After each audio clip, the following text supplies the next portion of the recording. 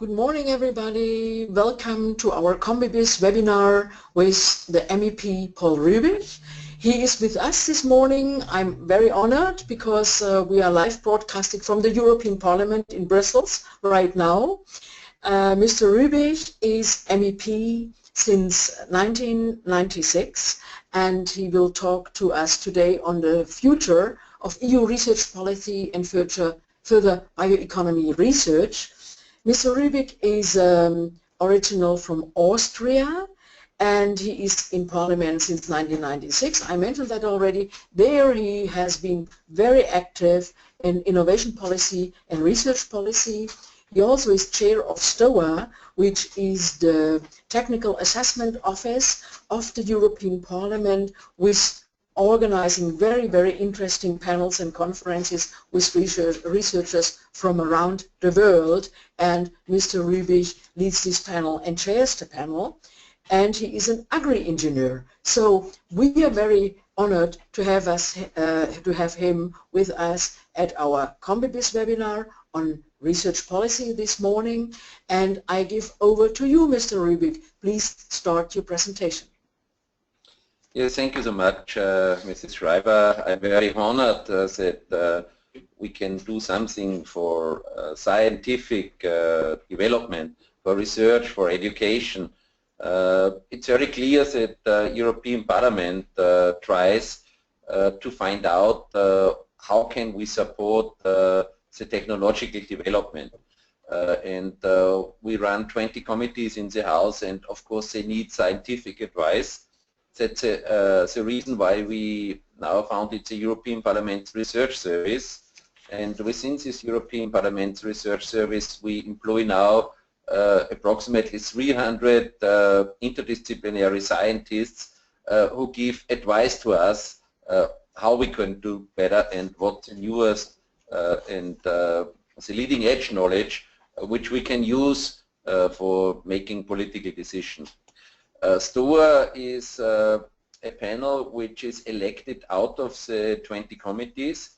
These 20 committees have a lot of requests in which options they could make decisions. That's the reason why we are now 24 members of European Parliament, and I'm the chairman of this committee to look a little bit more into the demand of building a framework. Our target is that we want to look exactly for the next generation up till 2050. What do we have to do today that the next generation gets a better framework? And in a unanimity vote in STOA committee, we decided to be active in 5 areas, which are quite important. And maybe we can show the first slide. That we try to be as productive in a lot of different fields. First of all, mobility. You know, we are now 7 billion people in this world.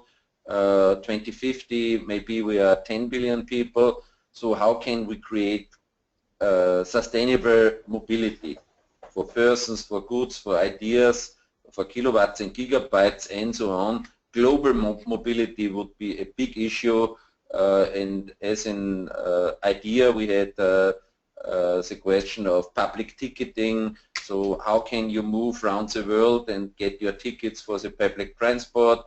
The second question is continuous speed in smart cities to reduce also environmental impact, to have more energy efficiency.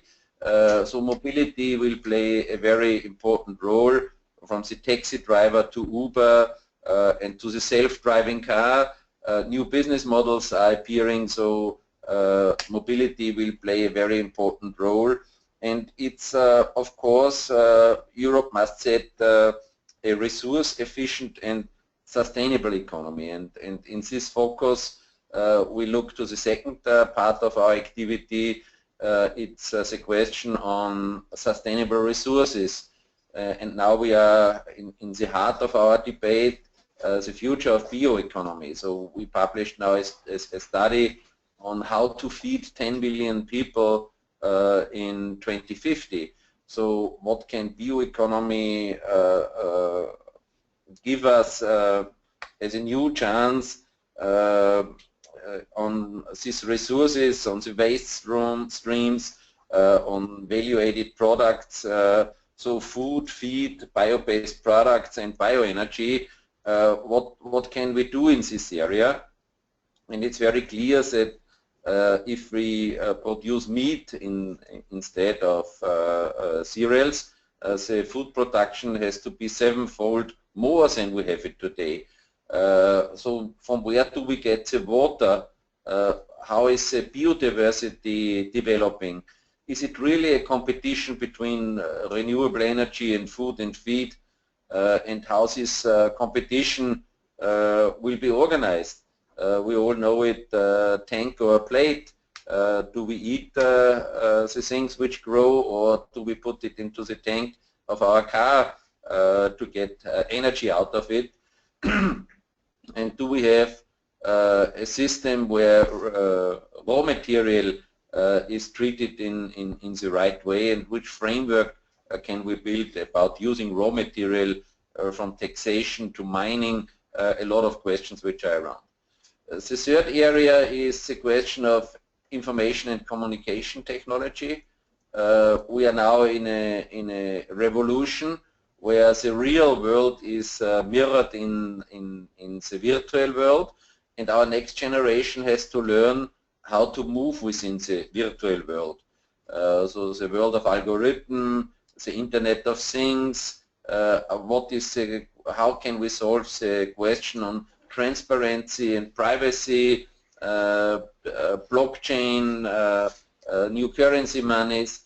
It's a lot of questions which are around this revolution, and here it's also clear that we look into the demands in this area and how we can communicate better. So I think the future of bioeconomy is also a question of how we can communicate to do better. How can we get the leading knowledge in reconciling demands for suitable agriculture, fisheries and food security?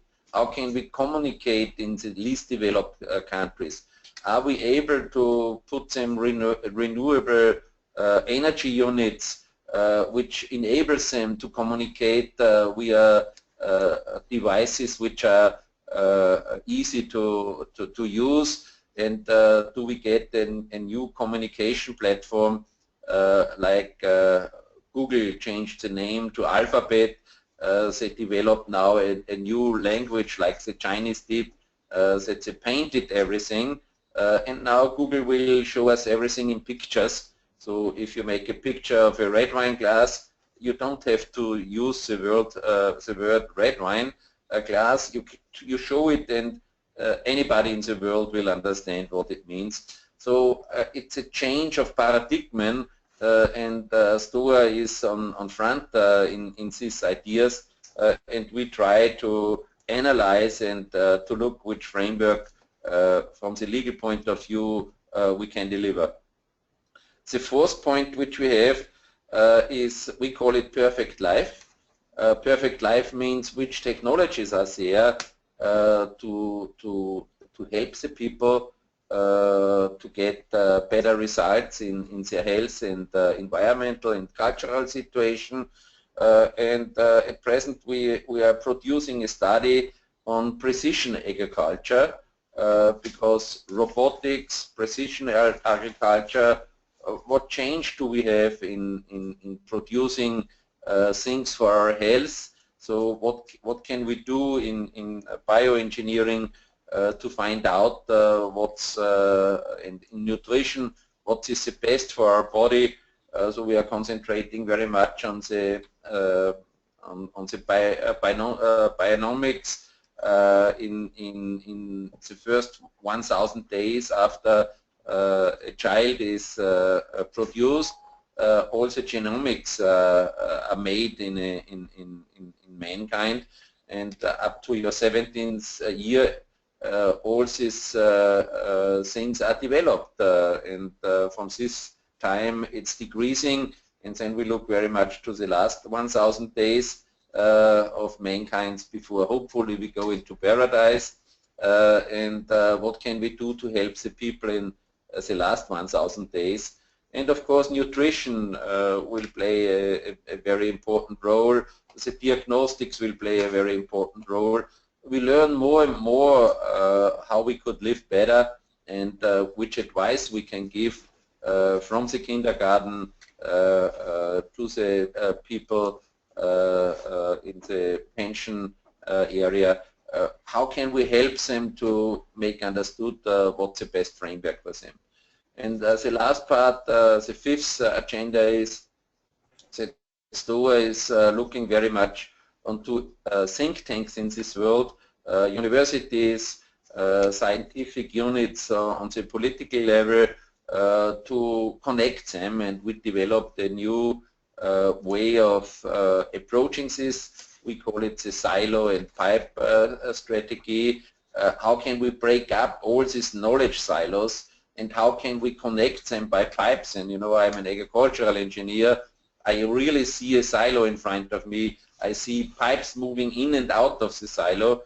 And of course, through social media like Google Analytics, Facebook Analytics, we now can measure the information. And of course, it's good to know who is connected with him, but it's much more important to find out who is not connected with whom and who could get knowledge from somebody who has, and how to organize this. And so this silo and pipe strategy is new for us. Like the foresight agenda, we go very much into different technologies and look what is the impact of these new technologies on other areas like economic area, environmental area, cultural area, sport, whatever. So to all the options, also the surrounding what will change in the society if you use option A, B or C. And I think it's very clear that we have to look how this will have an impact onto the future. So we will come to our next slide, and the next slide is the future of bioeconomy.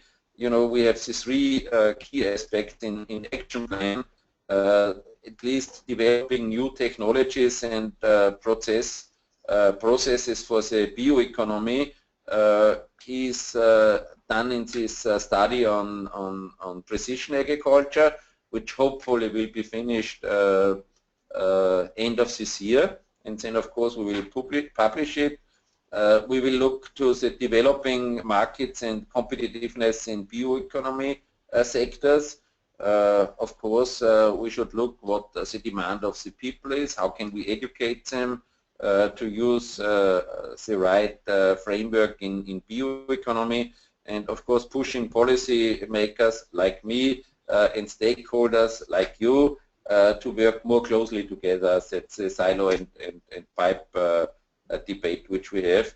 And you know, it's a market which will develop dramatically. It's now only 2.4 billion euro. We are now working on free trade agreements with Canada, with the United States. We did it with South Korea, and the bioeconomy could play a really substantial and important role in the future to give access also to the more than 300 million United States citizens to the products which are produced in bioeconomy. And so the innovative bioeconomy is an important source of new jobs, especially at local and regional level. So it's clear that we look to new forms of farming, and I think that also farming has a big change. People want to see where the products are developed. They want to see the full value chain, the supply chain, and transparency in this field would also help to make a better choice for the citizens. So if you look to urban farming, the world is changing in a smart city. and we have to see what are the right ways to get the decision making in a more sustainable future. And of course, first we have to learn, we have to see what broad knowledge is available and how we can make the decisions more valuable and transparent for the public. Is there another slide? Yes. Yes, and now we come, of course, to the next point. It's the future of research in the European Union. You know, we created 7 framework research programs in European Union. Now we are in the 8th.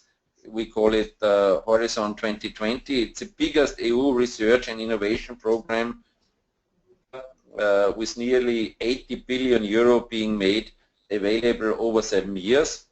I think Horizon 2020 is a very specialized program with big impact into the scientific and research community, but also into the education system. As you know, we have created the EIT, the European Institute of Technology, where the main target is to get the knowledge out of the 8 framework programs and distribute it to our education system, from the kindergarten to the university, into the small and medium-sized companies, to self-employed. How can we deploy all these results which we got out of the framework program? And so it's very clear that this program is also connecting us to the world, because a lot of these parts in the programs are available on the globe, like the European Research Council, where we give money to studies and scientific work at universities which are on the leading edge. The second is the investment plan for Europe, has been set up in bringing about the positive change in terms of growth and jobs through strategic investments. It's the so-called Juncker plan. You know, we have more than 300 billion euro made exactly available for SMEs, for research activities, for infrastructure projects like the Connecting Europe facility, where we will build up the 5G network in Europe, connecting all telecom masts with fiber connections. So the fiber rollout in Europe will play a very important role together with the harmonization of the frequencies. So the digital single market will be supported heavily from the investment plan. And of course, the commitment to research excellence is not demonstrated by reducing research support. We want to grow the research support and give incentives, and that's where we have to change policies in European Union. I think it's much easier to work with incentives than to give to the people negative solutions. Incentives in taxation, in well-being, in whatever, and politics should be a little bit more on not enforcing everybody by law. I think it should be more to look to incentives and to create a new way of how to make it possible to motivate people by incentives. And last but not least, the European Parliament is proud to have ensured that the impact on research funding and outcomes has been kept to a minimum. We tried to keep our Horizon 2020 amounts as much as possible. We only have given a little bit to the investment plan, to the Juncker plan, and now also we will do in the midterm review of the Horizon 2020 our utmost to get higher efficiency into the program. A performance-based budgeting is debated also in this field. So it's very nice to see that the European Union is developing a lot of new ways to help the people. The truth is the target must be that European decision making should have an added European value for the citizens, and we also should communicate the cost of non-Europe. If scientists and researchers are not working together, if we don't give them a chance to have interdisciplinary meetings and meet in forced targeted groups and organizing all of this, citizens will have a big loss on effect which European Union produces, and at least subsidiarity will also play a very important role. Whatever another level could do better, it should do, and so bringing up and down the different problems are quite important. And European Union, and we have learned it now by the Brexit debate, we have to do a better communication what's going on European Union's level, and we are in a globalized world, and I think we should stay together and should think how we could improve the globe and not only our own interest. Wonderful. Was this the last slide, or is there another slide? Yes, it's my address. Okay. So whoever wants to contact me, I'm always happy to, if I get questions, if I get studies. We are very interested to receive your ideas, and we are using that European policy making could be improved. And of course, if we have the help of the citizens, we would be proud to serve. Thank you very much, Mr. Ruebig. May I ask you some questions, please? Thank you very much for this very interesting keynote speech. It enlightened us from different angles.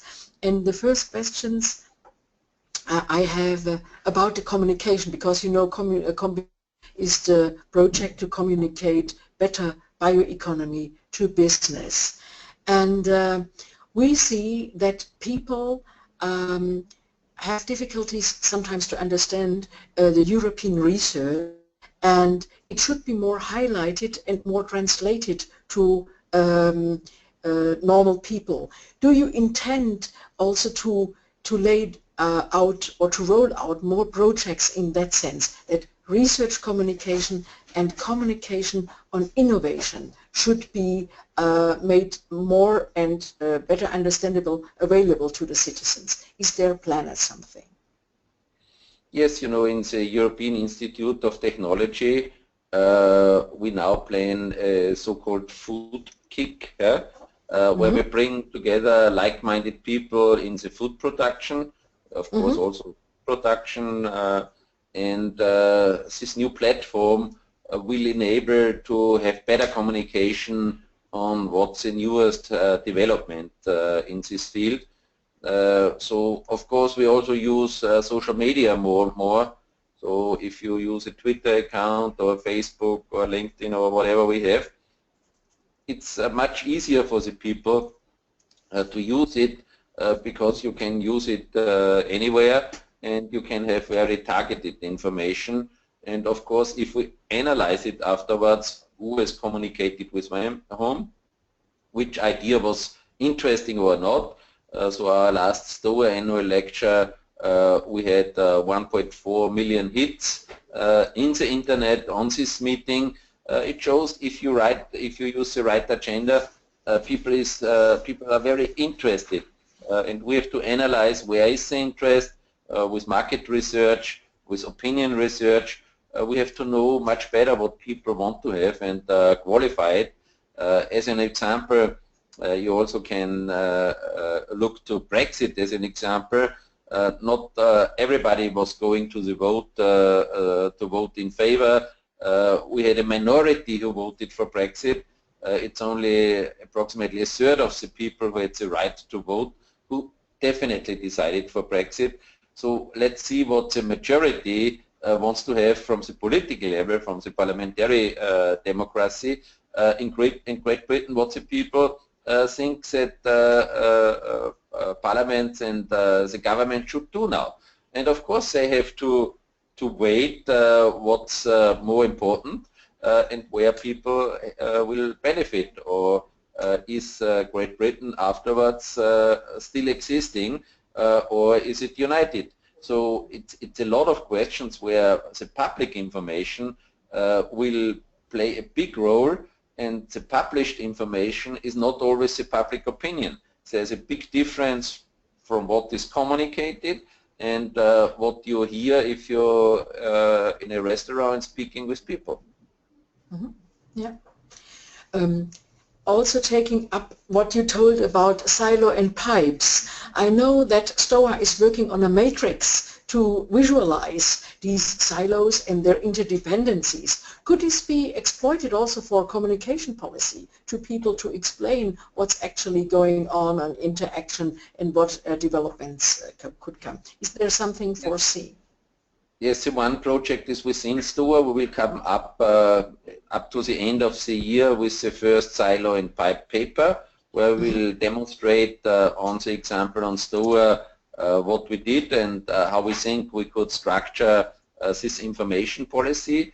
The second part is that we want to create a so-called media science hub in Strasbourg, where we want to give education to young journalists and opinion leaders about our silos in Europe, and especially in the European Union, in the institutions, in the agencies which we have. We have so much knowledge to distribute, and of course we have to look for people who are able to communicate it in the right form. So how do we get all this knowledge, this content into our education systems? And of course the formats have to be very different, it has to be very individualized, and so this European Media Science Hub in Strasbourg should be supported from a lot of media. You know, European Parliament has a very big building there, it's 3 weeks a month empty, so we can use all this infrastructure which we have built with taxpayers' money more efficiently, and this building could be used to bring the benefits of working together in Europe, this think tank Europe. And the truth is we are a think tank where like-minded people come together and form new tasks to deliver. And of course we have spoken with Arte, a TV station which is very interested to go cross-border issues, because we want to create a European media space. And the European media space is not only TV and printed paper or journals. I think it's especially social media, it's new form of communication, the MOOCs and everything which comes up. Young people are very specialized in looking in content which is interesting for them and where they have benefit. So we have to produce different kinds of content to give on the one side more specialization and on the other side more overlook. And in Strasbourg we have the Council of Europe, we have the Court, we have the Burda Group in Germany. It's a lot of activities possible.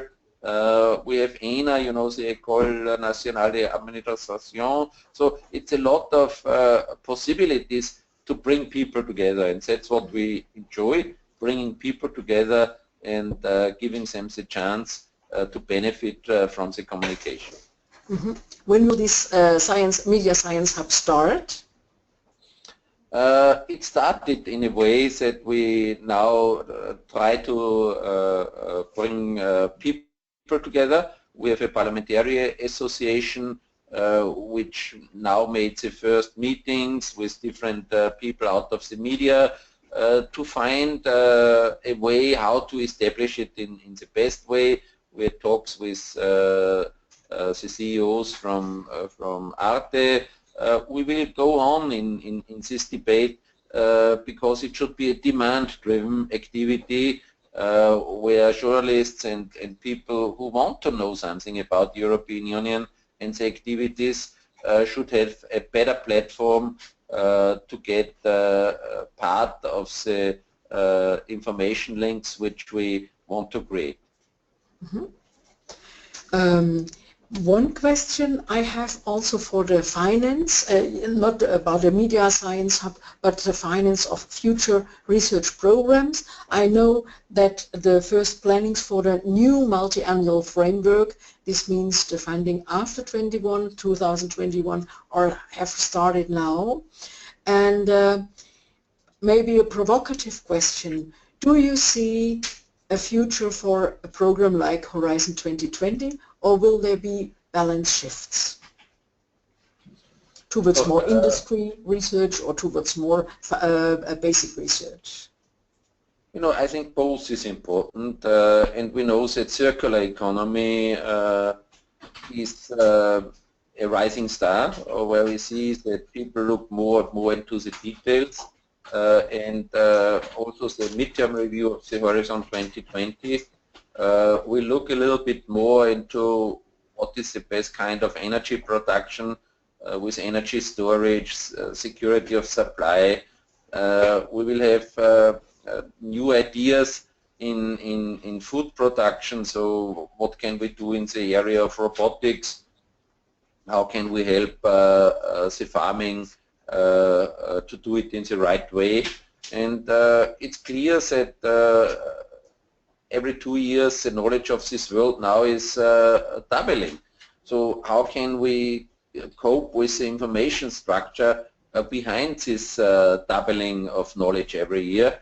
And so also question of big data harvesting and a lot of questions in cloud computing will come up, and we have to find solutions, and that's why the job on European level is so interesting, because we are in the middle of the storm, and we try to drive the agenda. Mm-hmm. Mm-hmm.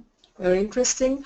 Driving the agenda, you will also contribute to ESOF, I learned, European Science Open Forum, which is going to take place from the 23rd of July to 27th of July in Manchester this year. And what will you feature there, Mr. Ruebig? I think we want to show that the new technologies always have positive and negative effects. Like we had up till now taxi drivers, they've changed to Uber, to a new system of delivering people. The next step maybe in public transport is the self-driving car. So what does it mean if robots flying us or driving us from one spot to the others? And what is the outcome of these new developments? And I think ESOF will give us a chance to speak with like-minded people and to look what different approaches and options are possible. And so I'm very happy to be there and to speak with the science community in which direction Europe could bring better results. And of course, I always say it's kaizen, like the Japanese say. We have to be every day a little bit better, and ESOF will be one of the steps to getting better results. Incremental evolutions are as important as disruptive innovations, I say. Yes, we are very grateful that you are active on ESOF. CommBeBiz will also be present there with a stand. We have a little exhibition on bio-based products. You can touch them, you can feel them already, and as you said, the circular economy is the rising star. There we make daily seminars and meetings, encounters between scientists and journalists and media people, and we would also happy to meet you in Manchester, and I think this will be possible. Thank you very much, Mr. Ruebig, for attending our webinar and actively contributing. I hope we stay in touch. Thank you. Thank you very much, and all the best. See you at ESOF. Yes, see us in ESOF, on ESOF in Manchester. Goodbye. Bye.